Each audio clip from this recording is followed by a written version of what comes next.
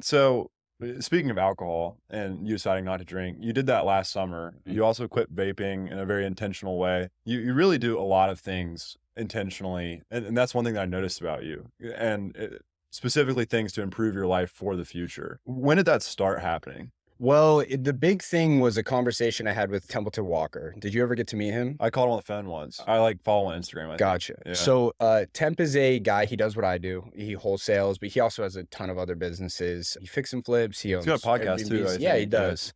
He is a very smart guy. And he's the one who actually showed my dad what wholesaling is. Mhm. But so he's always been a really big mentor to me. And one day he popped in our office and we were just kind of having a conversation. And he was talking about how, like, when he was my age, how he was just like a nutcase, like running around, like getting fucked up all the time. Can I cuss on this? Sure. Yeah, Okay. go for it. And I just related to him a lot in that way. And I was like, yeah, that's what I do now. And he was like, well, I ran into this issue where Monday through Thursday, I'm working really hard to build the life I want.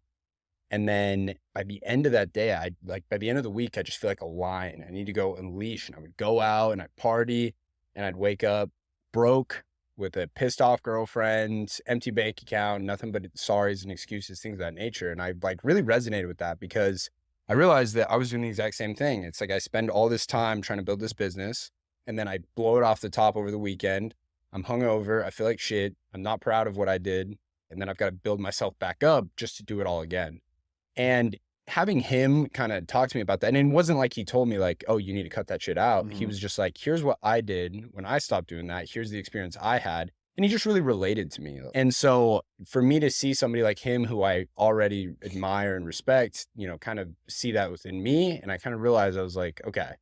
So one thing he said, he was like, you have to be conscious of after you do those things, how do you feel about it? Mhm. And I was like, well, there are some times when I like going to dinner and then, whatever, me and my friends and we buy a table, whatever, that can be fun. And so if that's the case, then yeah, that's good. But then there are other times where it's just like, I wake up the next morning, I'm like, fuck, I really wish I hadn't have done that.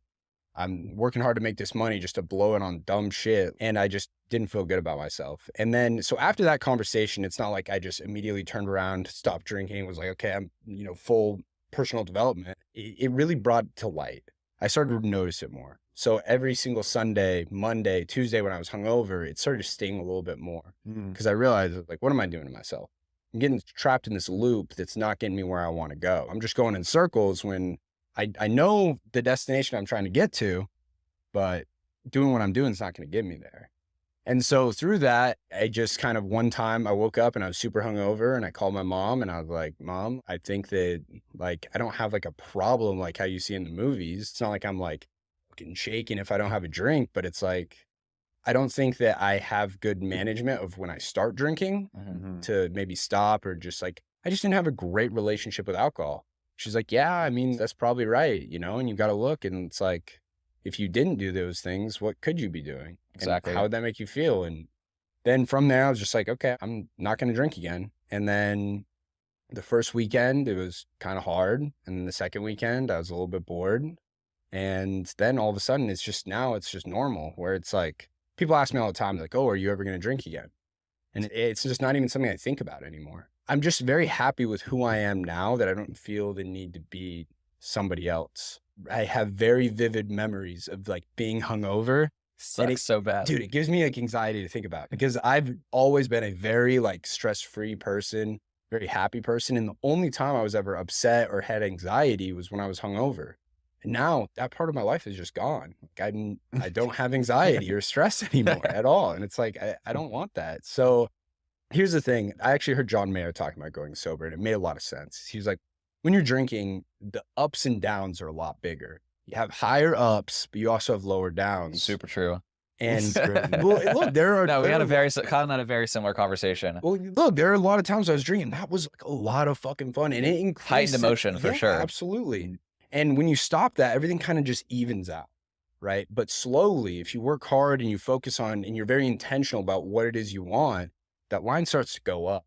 Right. And then your baseline is just overall higher. Mm. And so it's been just like a very important change to me, but it all came back to that conversation I had with Temp. Like I owe this guy everything just for seeing it in me and being like, just being able to relate to me and kind of be able to nudge me in the right direction without being like forceful or anything like that. Like just hats off to that guy for real. I mean, He's kind of like a Buddha of the Phoenix, he Arizona really, dude, wholesaling real estate if you don't, community. yeah, I don't know this guy. dude, he's like, he's posting pictures of like his ass on Instagram, and like he's like doing pull-ups naked in his backyard, and he's like cold plunges like 9 times a day. He's been cold plunging since like before it was cool. Sure. Like he was way ahead on that thing. And you know, so me and him, and he shares with me all of his, like, he calls them like that out there weirdo stuff, like these out there weirdo books, and kind of introduced me. He definitely also introduced me a lot more to like spirituality and things of that nature, and kind of got me going down that journey too, which has been really interesting.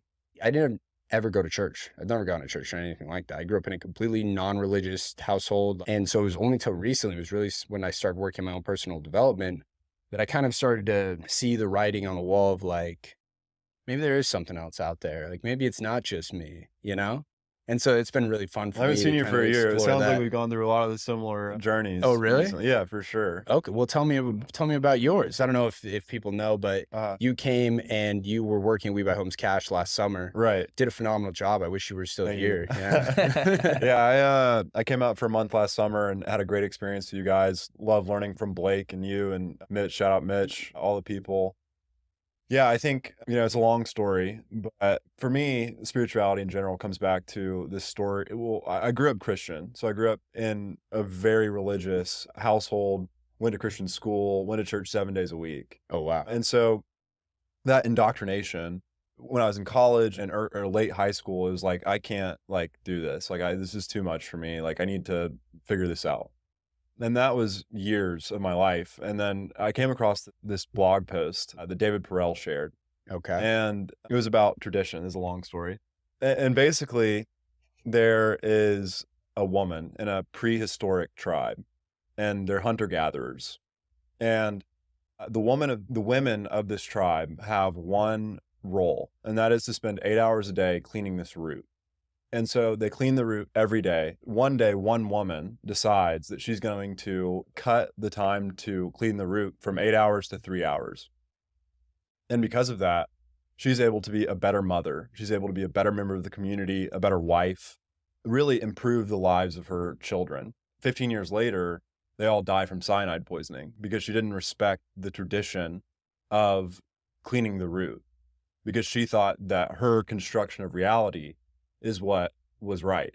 But she was wrong because she ignored, thousands of years of history. Yeah. And so that really struck me, because it was like I was constructing my own version of reality, after kind of a utilitarian viewpoint or approach to religion in general. I kind of came to this decision that it's either blind faith or like at a certain point, you have to commit to blind faith.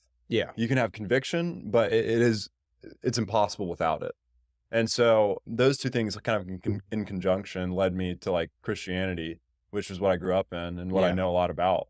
And so spiritually, definitely coming, back to life. I mean, I'm new into it. It's not like I'm a scholar or anything. Well, it's so probably a learning different lot. thing when it's more like it's self-induced, not somebody else telling you to do 100%. it. You know what I'm saying? Yeah, exactly. Well, Exactly. I think it's really interesting what you say about how you built this construction of reality where maybe that was out of the picture or whatever it may have been, where I mean, I'm a huge proponent of like the world is as you see it, and it's up to you to see how it is. And so if you think the world's bad, it's going to be bad. And if you think it's good, it's going to be good. And I've realized Completely.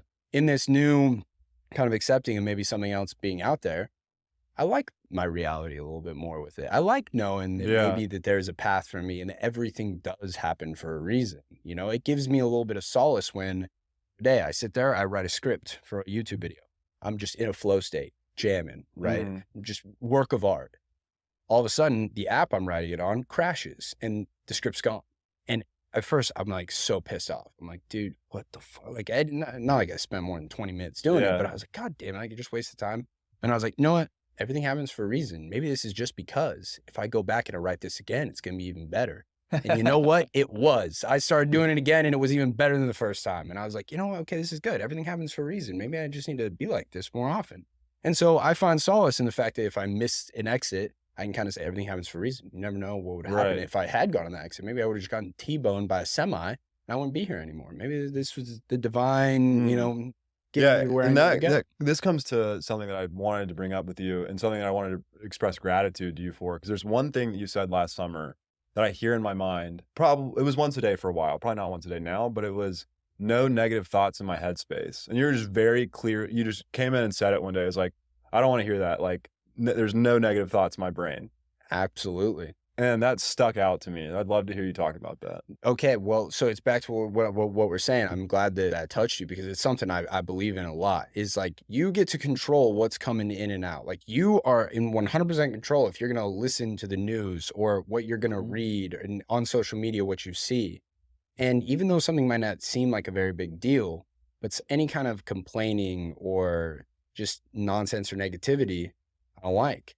And Drake said it best. He said, negative thoughts don't even enter my inner matrix in one of his songs. And that's where I got it from. I was like, damn, like, Drake has no negative thoughts in his inner matrix. Like, why do I have any sort of negative thoughts in my inner matrix? The world is as you see it. And if you can, every single thing, you can find a silver lining in it. Any sort of tragedy that may happen to you, where you're like, why is this happening to me? How can life get any better? There's always something you can find because you should never waste a good crisis. You can always transmute that energy into building yourself to be something else, something better, rise from the ashes even bigger, better. So I think there's no sense in dwelling on negativity or even letting that into your life.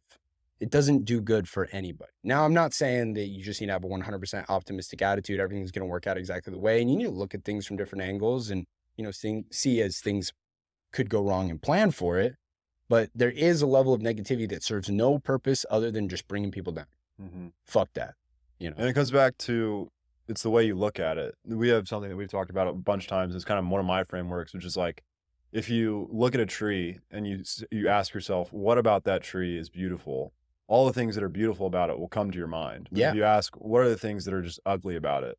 All of the things that are ugly about it will come to your mind. Absolutely. And that's something that I've seen with myself. I was in the airport and I was looking around. I just realized I was in a, like, everything was pissing me off. Like I saw this like woman and she's got all these kids and they're crying and I'm like, fuck, like, get a handle on your kids. And I saw this like old guy and he was kind of grossing me out and I was just like, what the fuck? And then I realized in my head, I'm like, dude, what am I doing? I am the source of all of this negative energy. I'm choosing to see these things and negatively impact me. And instead I forced myself, like consciously, I was like, I'm going to find a good thing to say about all of these people. And I looked at this guy and I was like, I bet this guy's probably pretty funny. Like, I bet that he's got like grandkids and you can tell a mean joke or whatever it was. And I looked at the woman, I'm like, dude, like she's out here busting her ass, like getting her, you know. That's a great practical thing to like. Super practical. Well, look, it's hard to do in the moment of when you're in that state. Everybody gets in that state where it's just like you're frustrated or I find myself there in the gym. I'm like, just looking around. Oh, so I get very judgmental and stuff in the gym. And it's funny because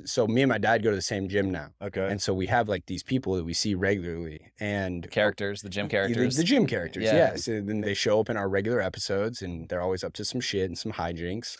And me and him were talking about this one guy. And then it was him who pointed out, he's like, we probably shouldn't.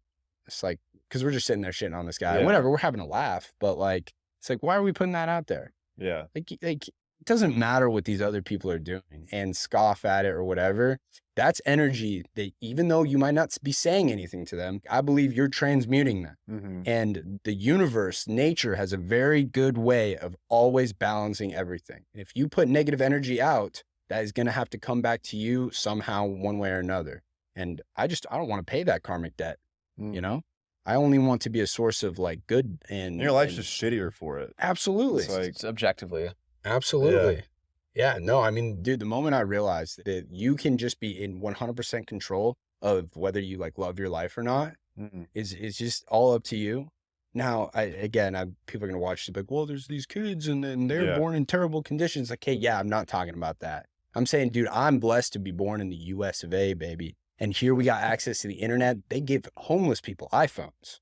Like, we live a great time to be alive, you know? So what is it that we're complaining about? Right. I'm pissed off that I fucking only hit 100K last month and not 200K. Like, what are we saying? You know, it's like, no, it's fun. It's a game. And we just choose life to be this beautiful thing that happens to us or that happens for us, not to us.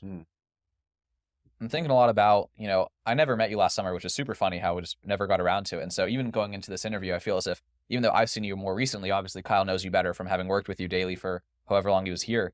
But all the things I asked Kyle and just like seeing them kind of just, you're just like knocking them through. I'm like, tell me about like, I've met you, I've like, followed you on Twitter, I've seen your Instagram, all these things, but I'm like, tell me, what are we going to cover with Tyson? Like, what is it about Tyson that made you want to interview him? Because like, that's a question Kyle and I ask her. So even if it's self-evident, right? I know enough about you to be interested in interviewing you, but it's like, let's remind ourselves so we have intention going into this conversation, right? Like, what was it about Tyson? What was it about, Nick Verge that we had in the studio a couple of weeks ago? Like, Kyle asked me that question. Like, why are we here? Like, he's an interesting guy, but there's all sorts of interesting guys out there. Like, why did we feel the worthwhileness of coming down here, booking the studio, rearranging our days, like all of this stuff to make this happen? Kyle's like, Tyson has, like, again, the thing about negative thoughts. He's like, I like being around people in terms of people who, again, everything influences you, whether you see it or not, right? So you can say the news doesn't get to you, but it's still a negative thought that gets in your head. Absolutely. And so the opposite is true too. It's like, for better or for worse, it's just like just being around a person like that for an hour over the course of the week who's just, I don't allow negative thoughts into my mind. Like, that has a huge impact on us and sets us in a different direction. It's kind of like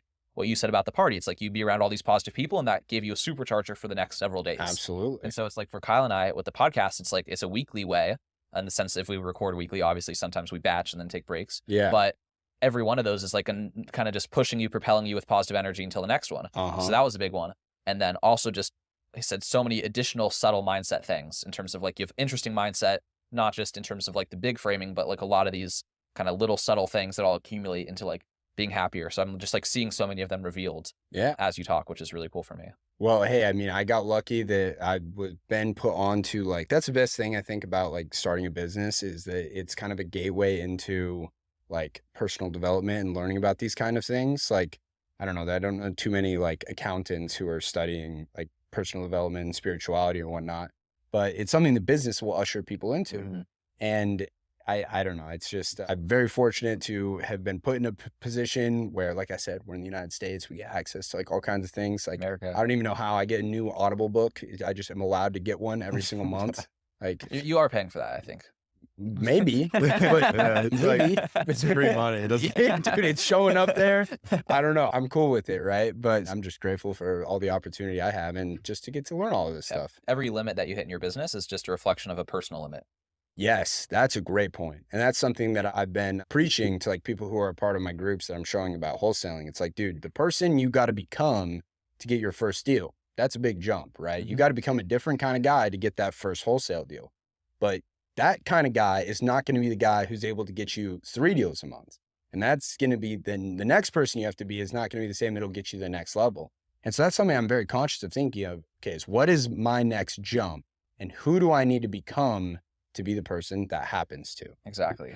Right. The first deal, or, in my business, the first client on retainer, right? That's being scrappy. That's like finding any problem that exists and like just doing whatever. You got to hustle to get stuff done. Yeah. But scrappiness and hustle doesn't get you. It's like an organized show. Yeah. Right. And if you're at a point where you only grow by being organized and efficient, that's a whole different identity, habit, set of beliefs, attitudes, vibe. Yeah. Look, you're absolutely right. Everything in life, like you can look at anybody, and it's my belief that you look at anybody and they are a direct result. Like they are exactly where they should be. Yeah. They are there because of People the get what they decisions deserve. they've made. Exactly. Yeah. And so if you want to be in a different place, you have to think of, how do I have to change inside?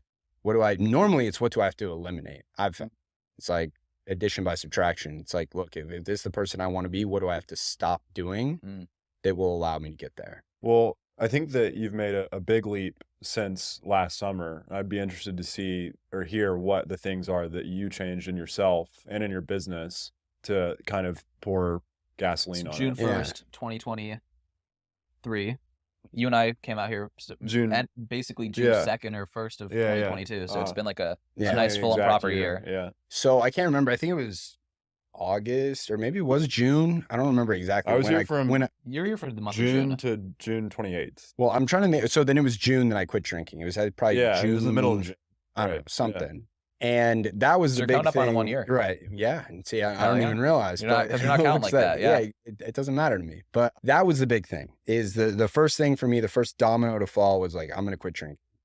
And then through that, it was like, okay, this is also benefiting me like in the gym, which has always been important to me.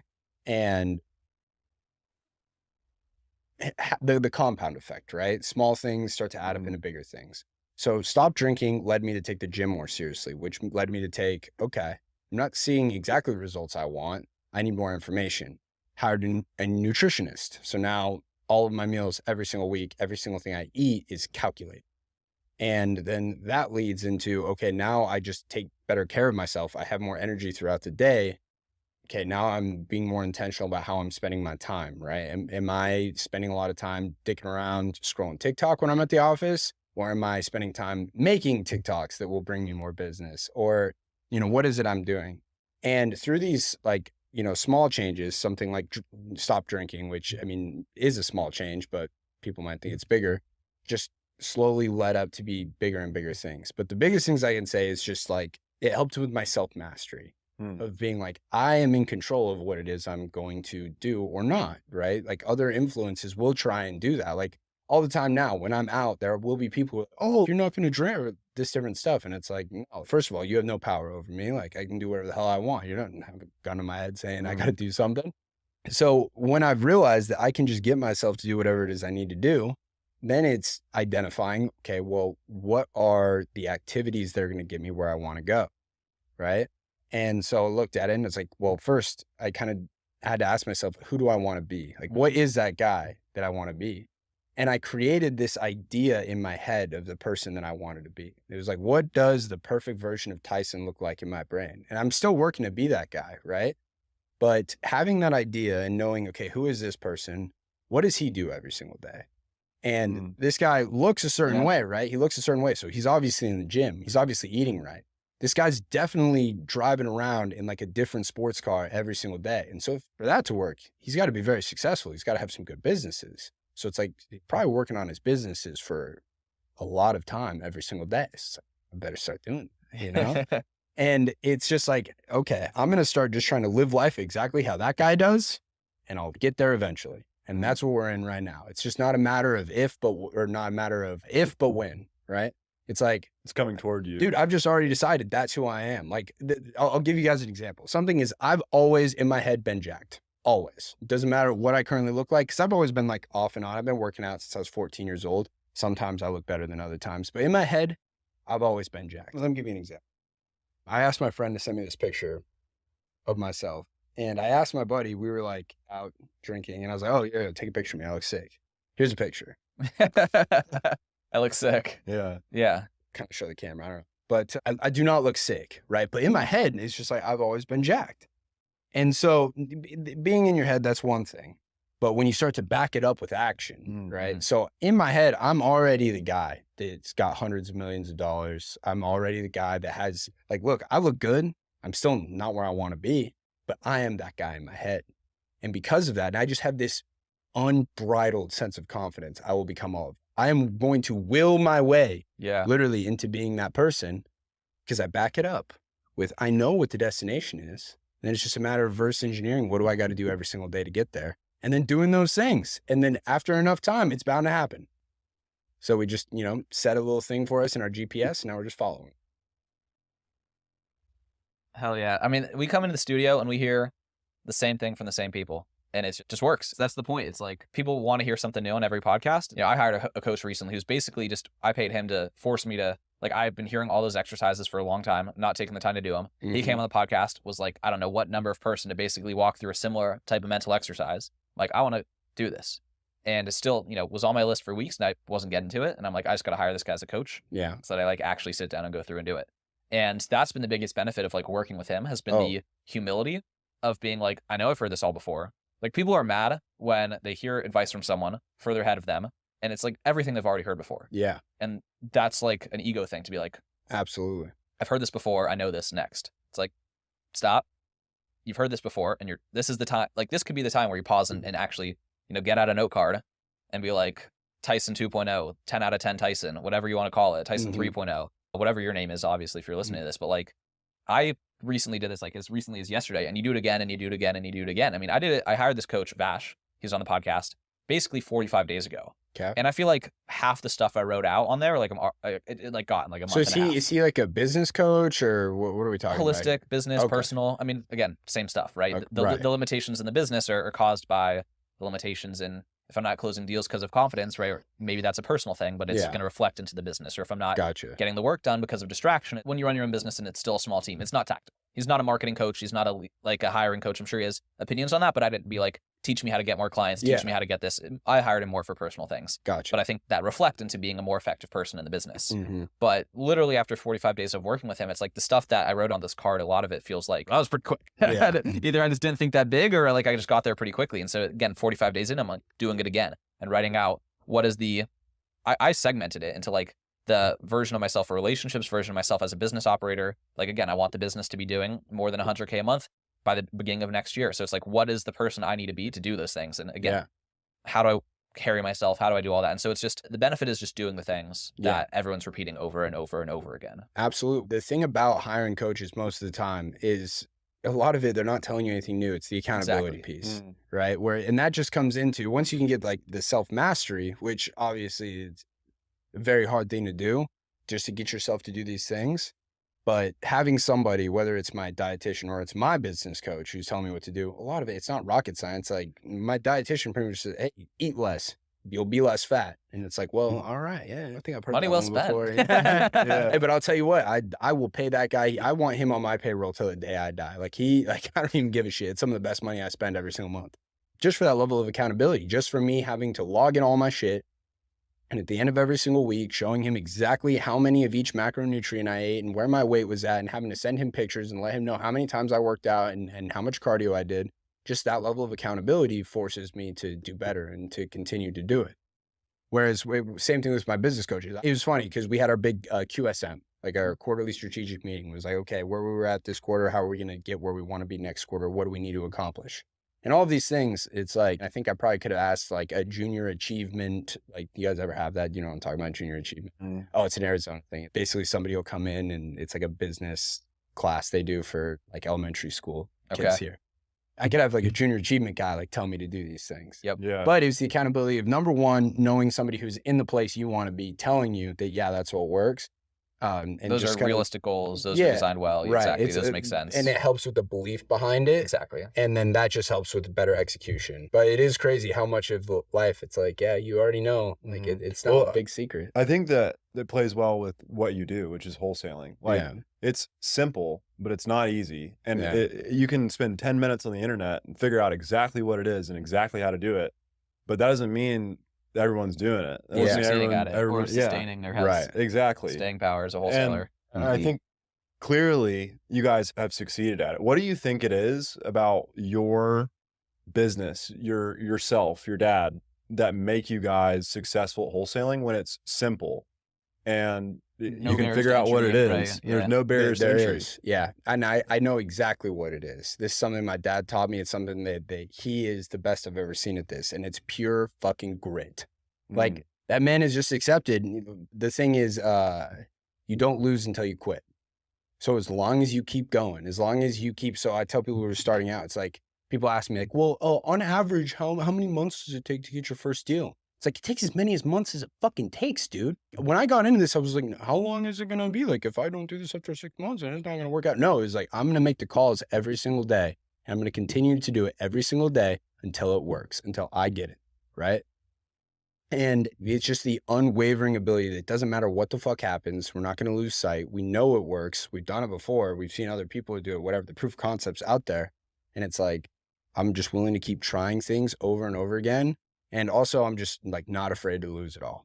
It's like, dude, even if like everything went to shit, like we spent all of our money trying to do some marketing and then everything or whatever, all of a sudden it's gone.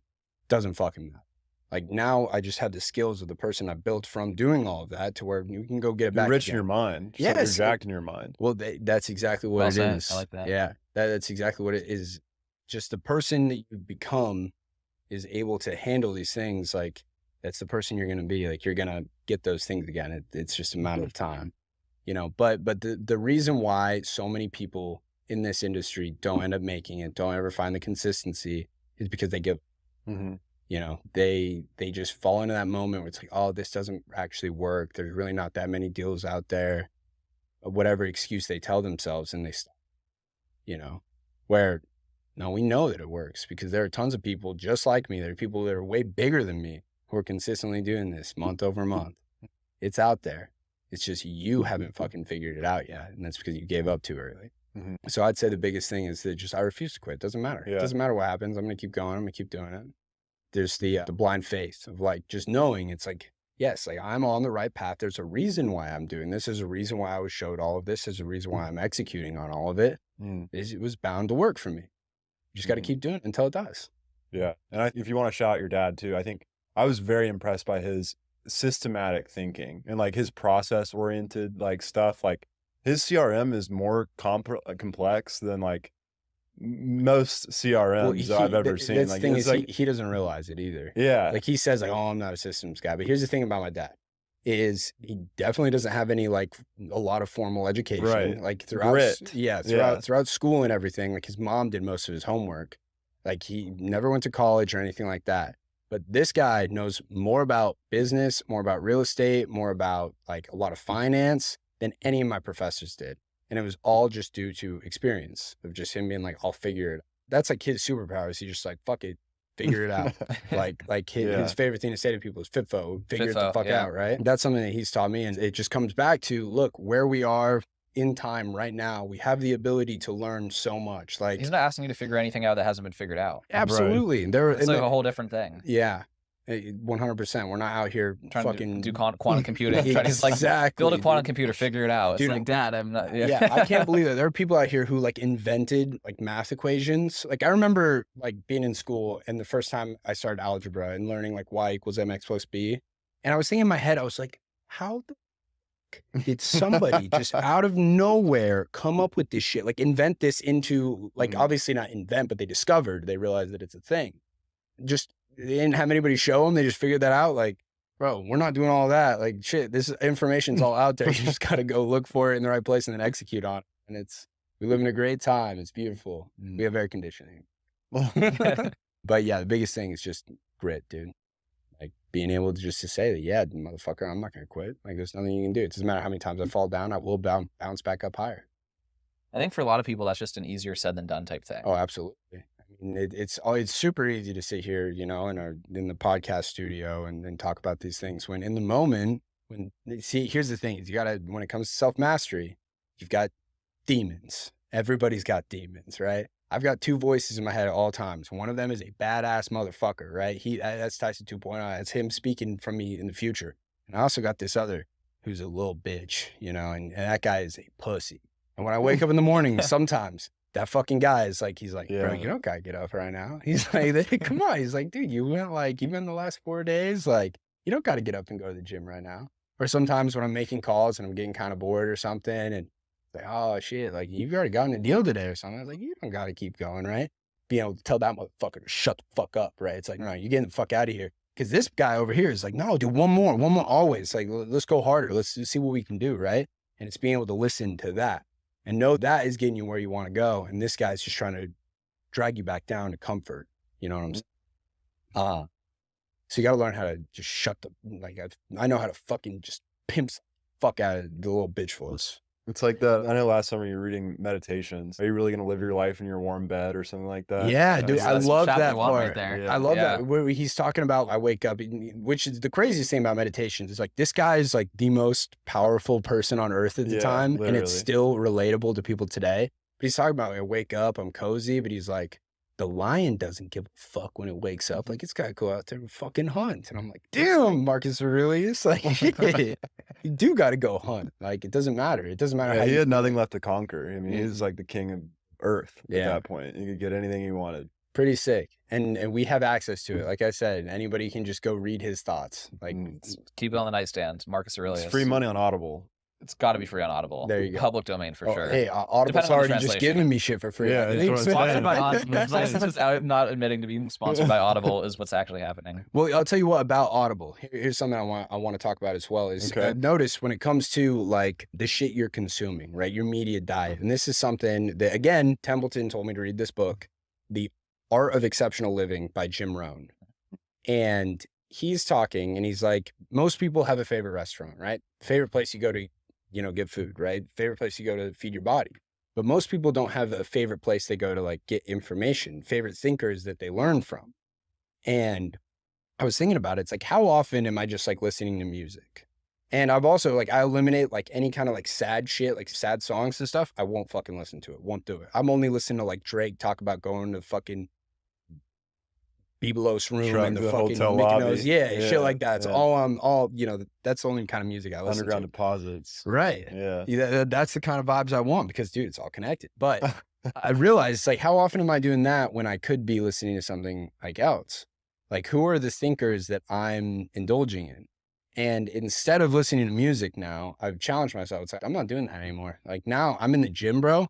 I'm just fucking, sitting there doing that shit. And I'm listening to Jim Rohn fucking talk about how to be a better Well, it's like person. what you said earlier about being influenced. Like, you can either choose who influences you, or you can be influenced by Absolutely. whatever the fuck I got a shout out comes Akira up. the Don real quick as well. Have you heard of Okay. Akira the Don? He's He's pretty cool. Akira the Dawn? Akira the Don.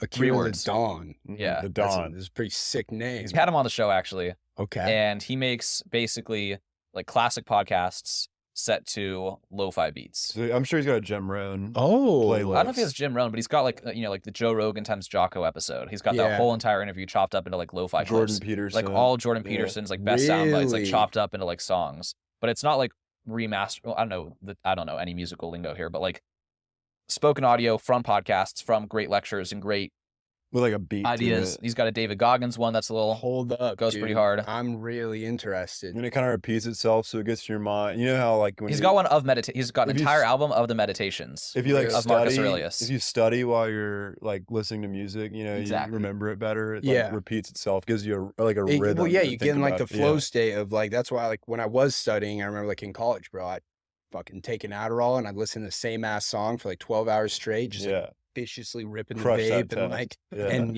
whatever we get after it. But no, I'm not saying do that. I'm not a fan of that. Definitely don't take amphetamines. But now the same thing applies. But that is way better. I want to listen to that, not a song or something like that. It's I a wanna nice middle road, right? Still, Yeah. because there are still things about music that are patterns, and Oh, absolutely. motivating and emotional, and Yeah. like uplifting emotions that you won't get from just straight words. Yeah. That's, Well, so he's badass. I really like the idea of that. And I really like what you said about, are you like choose who you're going to be influenced Well, by. you said it earlier.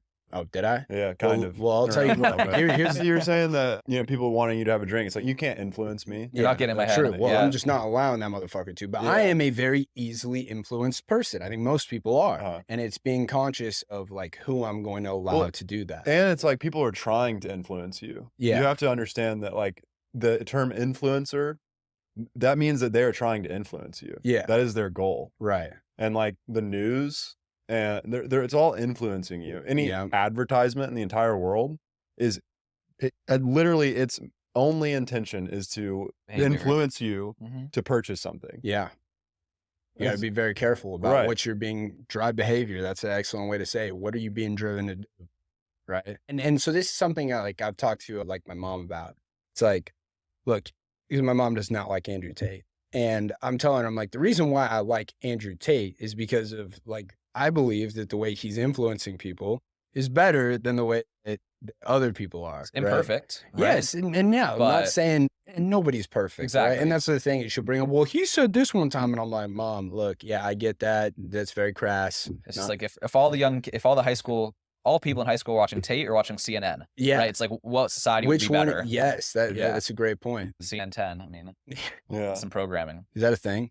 It was. That's what we had to watch in high school. Really? It's like 10 minutes of CNN and civics. I wonder if it was always the same way. Like if news has just always been how it is. Because at one point it had like an even bigger stranglehold. Like that was like everybody was tuning in 6 o'clock watching news. But I want to hear the rest of the top G point.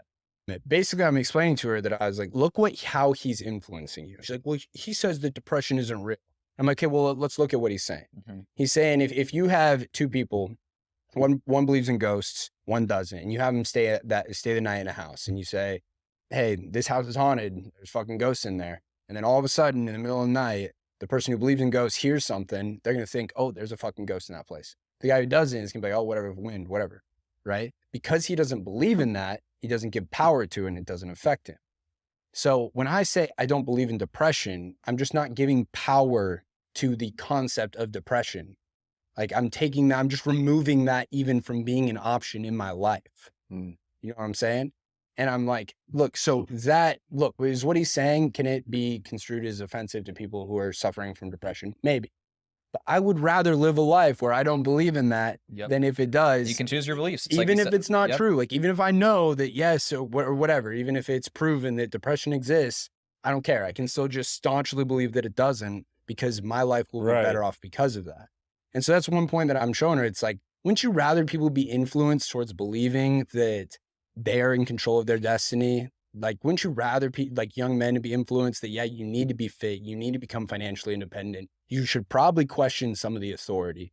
Like, wouldn't you rather that rather than like some of these other people out there that are like, oh no, it's okay to be this, it's okay, that's how people are, that's how life is, sometimes life's hard, this, like, I don't know, so you got to pick. And look, nobody's perfect, but let's look at it and be like, well, then there's probably a net positive to society here. I see it that way.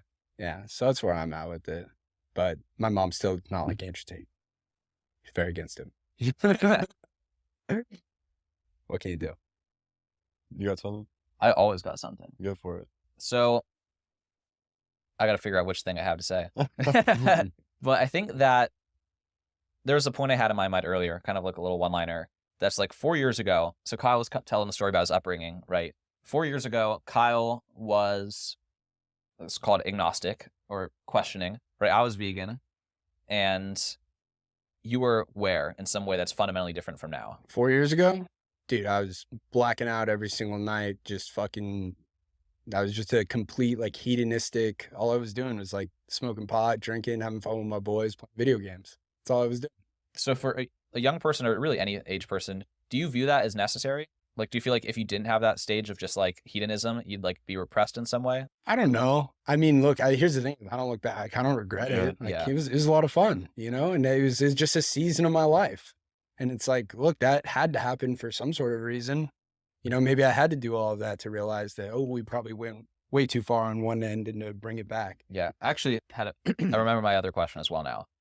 I'm, compared to you for sure, an overthinker, right? You seem to just like, there's some decisiveness. Yeah. There's some. Probably a little bit too much. I have a really hard time slowing down and like. That's good to know that there's another side to that equation. But I see you as a very decisive, move very quickly, don't waste time overthinking things. Yeah. Again, do you see that as a benefit, or kind of, is that something you were deliberate, or have you just always been, not that impulsive is it's on the spectrum. It's closer to impulsive than like caused by overthinking. Well, I mean, I think that number one, I think that imperfect action is better than no action always. Sure. And I think that in business, it always pays to be like speedy, even though done is better than perfect. Mm-hmm. And so I think that there's something like that that's very helpful. But also, I have to recognize the weaknesses in that of like, I can gloss over things that maybe were pretty important. And I think that not that it's bad or good or anything like that. I just have to recognize it as a strength and also be able to see the weaknesses. And then I'm able to mitigate the weaknesses by bringing on people like Mitchell who cover that backside, because he's very different. He's very meticulous. Sure. And so it's like, it's just figuring out kind of this recipe of like, okay, here's what I can really add to the equation. But like, if you bake a cake and you don't put any sugar in it, the cake's going to suck. So you got to find the sugar, if that makes sense. Mm-hmm. But I mean, when it comes to business, I think people do tend to overthink. Like some of the questions people ask me when it's like, I want to get into wholesaling, and they start asking me shit. What should I name it? Yeah, well, there's that of like, what do I need to name my company? Do I need to make my LLC? Shit like that. It's like, no, motherfucker, you need to go do a deal first. But also other stuff like, well, what happens if this happens or something like that? And it's like, bro, you are creating a problem for yourself before it even exists in reality. Why? Like, and that's also very stoic, right? That's very Seneca, if you've read Seneca as well. I haven't. My knowledge of stoicism comes from meditations and that guy on TikTok. What's his name? I'm sure Ryan Holiday. Is he on TikTok now? Okay. Yeah, he's good on TikTok. I like. He's pretty good. He produces high production value stuff. Yeah. But the Seneca quote is, "We suffer more in our imagination than in reality." Oh, I mean, that's the translated. I love that quote, but that's the same thing, right? Yeah. It's like you created a problem that doesn't exist yet, and now you have anxiety about a problem you haven't even come to face. Yeah. And it's also like very Marcus Aurelius is like, solve the problem in front of you. Absolutely. Solve the problem in front of you. Well, and the problem in front of you is that you don't have a deal, and you need to have a deal. Yeah. So it's like, get that done. And I really love that Seneca quote you said. I'm gonna go get that like tattooed on me or something. Because I think people do, man. They imagine these problems for themselves, and then it is a burden to them. It's like, what the fuck are you doing, man? Like, why are you subjecting yourself to this torture, you masochist? Like, don't do that. Yeah. I don't know. I mean, again, but there is downsides. Like I said, I tend to, I'm so fast, like all gas, no brakes, and I can skip over things sometimes. Like, for instance, this weekend, I went to Home Depot with my girlfriend to buy new flowers for the front of our house. My girlfriend is sitting, like, trying to figure out, like, which flowers to buy. And I was like, just pick one. Like, they're all the same. They're all flowers. But then just in my rush, like, we didn't do it right. Now the flowers are already dead. So it's like, I probably could have exercised some patience there, That's a good counterexample. I think one thing that I said to Lewis as well was like, Tyson is going to get what he wants, or he's going to go where he wants to go. Yeah. I saw an Instagram post, maybe it was a story or something of the Optima. And you're like, in 5 years, I'm going to be building ground up multifamily, big ass deals. Mm-hmm. So there's kind of two parts to this question. One, like in that sense, what do you want to build? Not multifamily, but like what kind of thing do you want to build? Is it a multifamily company? Is it this or that? And then the other part is like, I know you like watches and like cars and shit. Like, what of those things will you get? All of them. But on the first question about like, what is it that I want to build? Like, I love the idea of the fact that people can build these like beautiful places that are excellent communities for other people to like live in and be at and live their lives at. And like the Optima, like they do a pretty good job of this, like fostering a great energy in the place and providing things like, for fitness and well-being. And like, I love that. Like, I want to be able to do that. Like, if I can create a place, a community that is going to help the way that people live, doing it in not a way that's just, walls and a kitchen and bathroom, but an actual place that is conducive to a person's growth. And multifamily allows you to do that at scale, right? All of a sudden, rather than just housing one person, you're housing 300 different families. And I think that is a valiant effort. Now, to your question about, I love nice shit. Well, let me break in here before we answer that one. I think to bring this back to kind of the rest of the conversation, I'm inspired by Spaces because of like Spaces' historical effect in the past on history. Like Socrates, Plato, Aristotle would not have had the thoughts that they had and the conversations that they had that led to like modern day Western society without the literal physical space being the way that it was. Right, like the forms right, or whatever. Our conversation today would be different if this room was not exactly the way it is. Yeah. Yeah. And I think it's so interesting. And the intentionality of creating a space to instruct or influence or drive some sort of behavior, I think is like super interesting. I think we'll continue to see more and more of that over time. I think the Optima, if you look into the history of it, that is like the intended thing from the very beginning. I mean, I'm sure because optimized. It's like not lost on them. That's a similar word. Yeah. Well, it has to be. But and speaking of what you're saying about Spaces, that's something I love about podcasts. Like, I think podcasts are the best thing that people. Yeah, we've talked about this a little bit. Well, just because like so much of communication has been so dumbed down and shortened into these tiny little digestible pieces, where people like don't really have a lot of time where they seriously go through and like talk about shit for an extended period of time. Mm-hmm. And I think that the podcasts are an excellent, like, on the opposite end of the spectrum, where they do allow these long format ideas and these discussions, and it forces people, like, so people who have never spoke on a podcast, like, they probably don't understand this. I wish like everybody could have the ability to do this. Like, I think that everybody should take time to where we're sitting here. None of us are on our phones or anything. We're just discussing ideas and whatnot. And I think that if everybody spent more time doing things like that, and a podcast just kind of forces you to do it, right? And it's like, dude, it doesn't even matter if your podcast, the only view it ever gets is your mom. Like, just having the conversation with other people that you want to be intentional about. And that doesn't mean that you have to interview Joe Rogan or whoever these like famous people Tyson are. Smith. Well, I'm not going to put my name up to his net yet. But, even just like taking the time to sit and talk with your brother or best friend or whatever it may be, it's a thing that is definitely getting lost. It's a life skill. And it gives you a lot of skills too. Oh, 100%. I mean, a tremendous amount of them. Yeah. Now, people overthink what it needs to, like, the benefit of the podcasting, like the publishing and the things that people listening to it, like, that's the least interesting benefit of the entire exercise. Absolutely. I agree. And just like giving you like also a platform and like something of value to give anybody you want to talk to. That's why I started mine, was I can reach out to these people who I admired and was interested in. And I get essentially a free mentoring session from them. Where I the can Rebellion, them, right? Yeah. Shout out the Rebellion. Which I haven't been doing because my video editor, I had a full-time guy that I ended up hiring badass little kid. He was like this 18-year-old, just graduated high school and was like, I'll fucking do all your shit. But he ended up quitting because he wanted to start a junk removal business with his brother, which I'm really happy for him. Glad he did that. But since he's gone, I don't know how to fucking work all the podcast stuff. So there's a pause on that for now. There's a kid out there in Maricopa County wants a content editing job. Here's what I'm going to do. I'm going to tell you guys this. This is the future of the rebellion. Is you guys know I like go live on TikTok and YouTube and I do calls and things of that nature. Well, there's a lot of people who are really good at that. And I'm going to turn, I think, that show, and I'm going to have people come with me and we'll call people together and we'll talk about things, whatever. Everyone wants to flex how good they are at cold calling. It's just like put them on the spot. Yeah, absolutely. And that's the thing is all of a sudden. That's a good line. Yeah. Dude, I'm competing in this competition. It's called the Closers Olympics, which is like a wholesaling thing where like wholesalers would come on and we close deals live. And the whole It's a high testosterone event. Yeah, something like that. Well, but here's the thing is in the qualifying rounds, I realized how many people like talk a big game and all of a sudden the camera's on them and they're on the phone pissing on their nuts. Like, don't know what to say. And I'm like, dude, what are you doing? Like, why'd you even sign up for this? But that's where we're going to go with that. Yeah. Well, 4 minutes. Let's hear what are the things that are coming toward Tyson physical. Right. So I love nice shit. Like, have you guys seen the movie War Dogs? Yes. Love that. Bradley Cooper. You haven't? Who are the actors in that? Bradley Cooper, the kid Jonah Hill, okay, and I can't remember the kid's name. He's a kid in. Dude, when he pulls out the gun. Yeah, so sick. So I love this movie. You should go watch it. Like, it's just such an enjoyable experience watching this movie.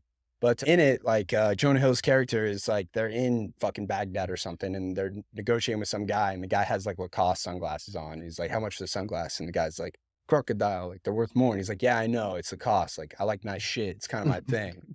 And that really stuck with me. I was like, "Damn, like it's a good thing to have. Like I like nice shit too, you know." And here's the thing. Here's where this all stems from. I believe that it's a shame to live your entire life without getting the experience all that life has to offer. Like if I die and I've never had my ass on the seat of a fucking V12 engine going fucking 180 miles an hour down the road, I will feel like I missed out a little. And I don't want to do that. So I love cars. I love watches. I love nice houses. I like nice clothes. I like nice fabrics. I like shit for it to be soft and nice. And I like to eat good food, right? So it's all the bases. Well, yes. But what I want to say is that it's also come to me. Like I've realized I mean, I drive a nice car. Now, obviously it's not a Lamborghini, but like it's a nice car. And am I happier because of it? No, I'm already 20 seconds. Yeah. It's pleasure for like the first month I have it, whatever. But here's the thing is it's a nice benchmark and it forces you to become a different person in order to get those things. So that's something I talked about. It's like, trust me, dude, I'm going to fucking love when I get my Lamborghini delivered and the first time I get to drive it, I'll probably cry. But what's going to be more important is the person that I had to become to get, that's going to be with me for the rest of the time. But it's a nice little benchmark. It's something to shoot for that's going to force me to become that person. Yeah. Otherwise, it's like, what do you need to like an extra 200-300K for? I don't know. You need like sounds nice, isn't it? But it doesn't motivate you in the same way. Right. So that's the thing about like nice stuff is I see it, like I realize like, look, come on. I mean, all watches are pretty much the same. Like, sure, they got some cool complications or it's cool that it's automatic, not battery powered, but or whatever. The same shit. Yeah. But it's a fun, they're fun goal. Here's the thing. The best part about life is having a goal, like the journey. Like once you recognize that, like having something that you're working towards every single day. Like that's why I love going to the gym. It's because I know the goal. And also that goal, like you never get there. Like a fat guy, my dad was fat. And when he was getting skinny, like when he started to lose weight, now he's skinny. He was like, I don't need to be jacked. I don't need to be all of that. Like, look, I want to not have a belly, be able to take my shirt off at the beach and like feel good about myself. And that's it. And now that he's skinny and doesn't have a belly, he's like, well, I'd like to have some muscle here and here, right? And now that he's got a little bit of that, he's like, no, I want to be jacked. And it's like, yeah, I know. It's because that goalpost like keeps getting moved farther and farther. But it's the same thing with like luxury shit. It's like, yeah, you buy a Huracan. Same thing with everything. Yeah, there's always another level, but that's the fun part. Yeah. Is that you always have something that you're striving for. Like men need something, and women too, but like people need something to strive for. Like that's the fun thing, is the journey of like putting in the work to get the thing. And then recognizing that as you're climbing that, and once you finally get to the peak, like you do notice there's just another peak that you got to go work towards. But it's like a sign of a nice little milestone that you're on the right way. Perfect ending to the podcast Hell there, yeah. Tyson. You're all over the internet. Well, Do my best. You're getting all over the internet. I do my best. It's asymptotic, right? You've had a You're clip get over chasing 1 million views. I've Several. Had, A I've had few. several Hey, get hey, over 1 million. hey. Yeah. Several. Yeah. That's a lot of people. Where should our audience find you and follow you to learn more about you? On all of the other ones don't fucking matter worth a shit. I'll tell you guys that. I mean, you guys know this because you guys are on YouTube. Also killing 10K. That's right. 10K. Dude, that's gangster. I'm about to hit Huge. 3,000. Yeah. You know it's not linear. Well, that's what I've heard. My Yeah. goal is to get 10,000. We were by at the end 3K of for the about a year. day. Yeah. The next day. Well, you guys are kinda killing it with the slowed up shorts, dude. on 10K. And I mean, just all the stuff. Like, it's a great channel. YouTube is the place. Well, they're on YouTube, Yeah. hopefully. Yeah. So just Yeah. pop on Just over. Tyson Smith. Yeah. Tyson Yeah, Smith. check it out. That's where you guys can find all the other stuff is like bullshit. It's all like me psychologically trying to get you to watch the video so that, like the views go up. Mhm. Where on YouTube, I don't care about any of that. It's just actual like value. It's like genuinely Uh-huh. just me trying to help. So like go there. That's going to be the best place. And if you want to actually talk to me, send me a DM on Instagram. Cool. Tyson, thank you so much. Thank you, Tyson. Hey, thank you guys for having me, man. It's a pleasure. And also I'm super excited for real for that next party. Hell yeah. Yeah.